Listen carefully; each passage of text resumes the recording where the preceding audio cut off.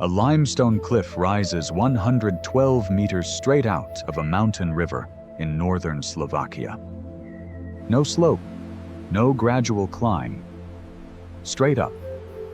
Carved into that cliff, across 3 natural stone terraces, stacked one above the other, is a fortress that has stood for nearly 800 years. Its walls have absorbed plague, siege, fire, war, and the footsteps of kings. And in 1922, a German film director looked at it and saw the only place on Earth that could be home to a vampire. He was not wrong. This is Orava Castle. And what happened inside these walls was far stranger than any film. The year is 1241. The Mongol army has just swept through the Kingdom of Hungary. Entire counties have been erased. History suggests half the Hungarian population may have died in a single campaign, burned out of their towns, driven into rivers, starved behind their own walls. King Bela IV survived by fleeing across the Adriatic Sea. When he came back to ash. What he rebuilt, he built differently. Not towns first, castles first. The first written record of a fortification on this cliff dates to 1267. At that point, it was still partly wood, but the location had already been chosen. A narrow limestone spur surrounded on 3 sides by the Orava River and its tributary, with a single approach path so tight that 2 men could not walk it side by side. The road below was the Via Magna, the ancient merchant route between Hungary and Poland. Whoever held the cliff controlled the road. Whoever controlled the road collected the tolls. Whoever collected the tolls fed their army. This was not a romantic castle. It was a weapon pointed downward at a valley. In 1556, a man named Francis Thurzo paid 18,338 florins for Orava Castle. He did not buy a ruin. He bought a platform. Francis was a copper magnate from one of the most powerful mining families in the Hungarian kingdom. He had money at a time when most people died before they could count it.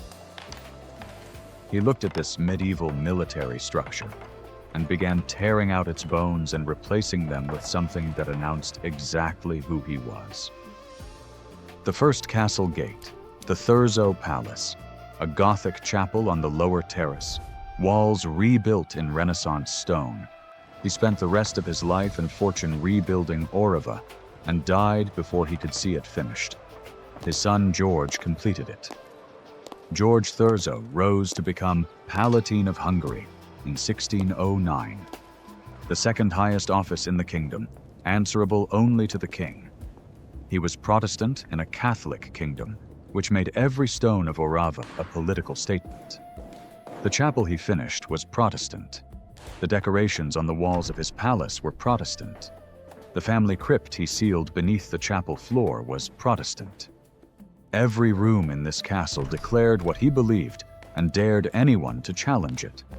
When renovations in recent decades stripped back layers of paint in the Thurzo Palace, workers found something no one had seen in centuries: hidden portraits beneath the plaster. A man's face and a woman's face, buried under whitewash for hundreds of years. The man is believed to be George Thurzo himself. The woman beside him is likely his second wife, Elizabeth Chobor. They had covered their own faces, or someone had covered them, and no one knew why.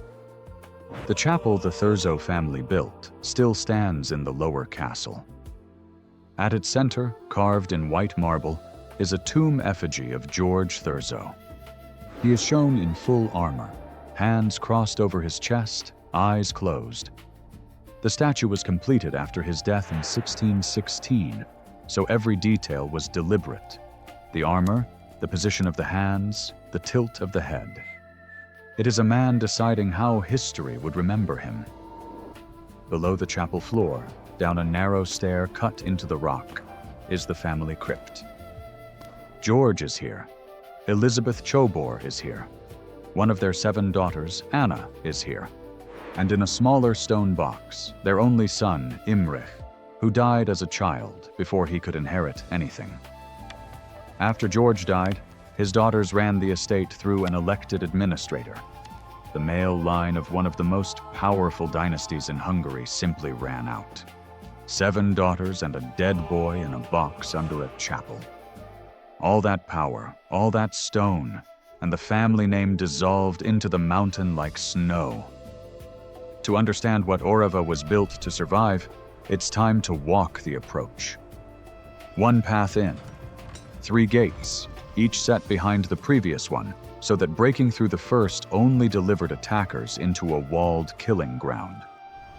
The second gate had a drawbridge over a dry moat.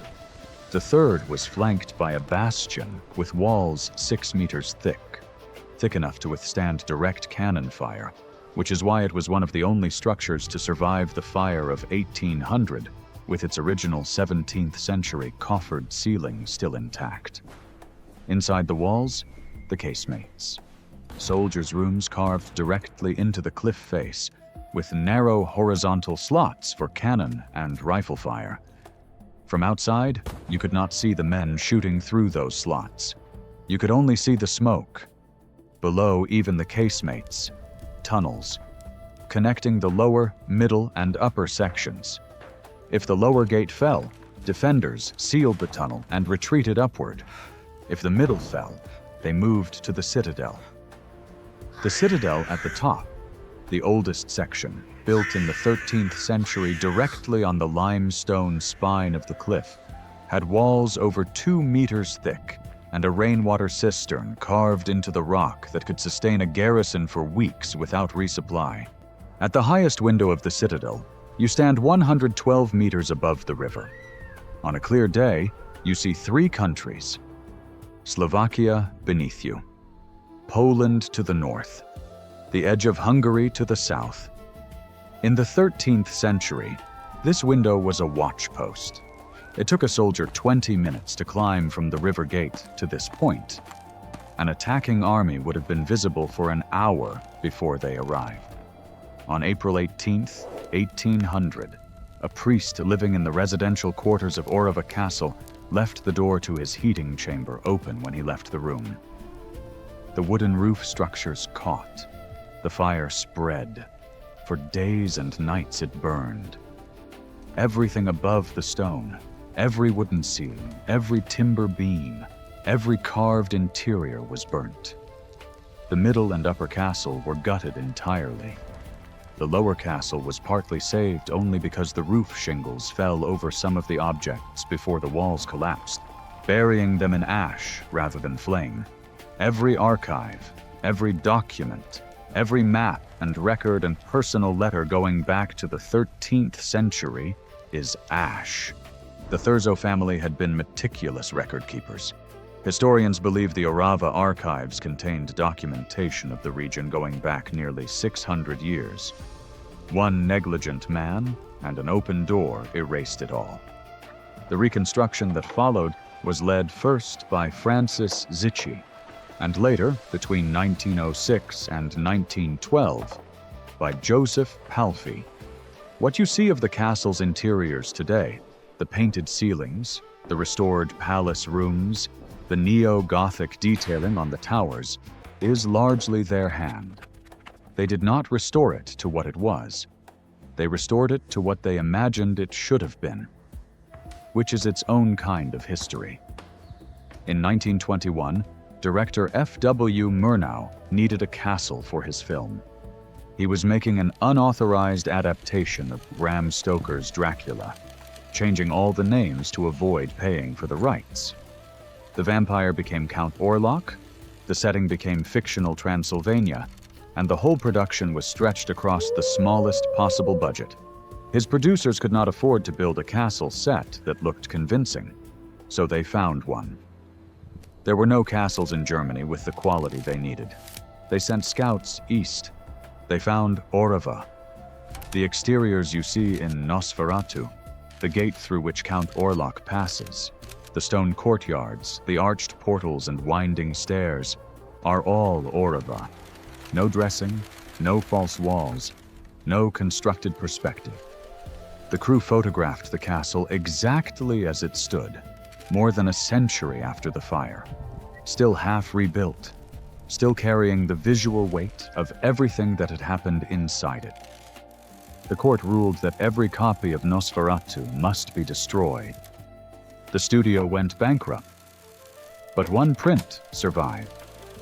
And that single surviving print is the reason millions of people in the century since have recognized a castle in northern Slovakia without knowing where it was or what it had lived through. Bram Stoker's widow never knew her victory had preserved the film by making it rare today. More than 289,000 people visit Orava Castle every year. They walk the single approach path. They pass through the first gate, then the second, then the third, the same sequence every soldier, servant, nobleman, and prisoner walked for 600 years before them. Most of them are looking at their phones. The crypt is still sealed beneath the chapel floor. George Thurzo is still in it, in the dark, exactly where they put him in 1616. The well in the middle courtyard, 90 meters deep, cut through solid rock by men whose names were never recorded, at least 2 of whom died in the cutting, sits dry now, its mouth sealed with iron. Nobody goes down. Nobody knows what's at the bottom anymore.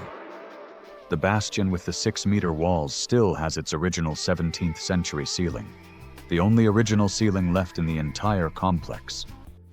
Everything else burned.